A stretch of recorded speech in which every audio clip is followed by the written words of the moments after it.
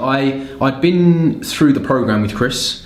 I'd given up alcohol, drugs, nicotine through his program, and I thought I could do with just that little bit more attention. And I'd heard that he's running these retreats, which gives you a bit more face time with Chris. Coming to the Wednesday groups or the Monday intensive groups is not the same as having 6-7 hours with Chris of just him going through each page of his booklet, and it really is bringing that booklet out into life. When we'd spend a good hour on each page, because you can read through his booklet, and anyone at home can download the booklet and read through it. But when you have him there, bringing everything out and making an example of each, because sometimes your mind can wander when you're reading. I think when he's there and he brings you back to it, that can really make a difference, and really it makes it a lot more effective. So that was the Saturday. Saturday night we had a karaoke night. It was fantastic. Everyone was bonding really well. Great bunch of people, all there with different problems as well. It wasn't just it wasn't just drugs. It wasn't just alcohol. It wasn't just anxiety.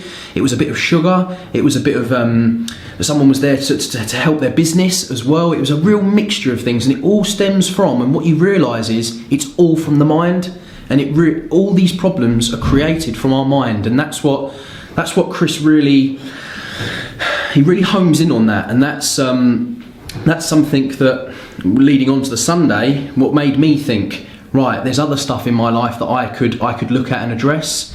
So on the Sunday, that's change day. That's what we call change day on the retreat, and we woke up again. We had a few hours of more educating to get us to that point of where the contract's written.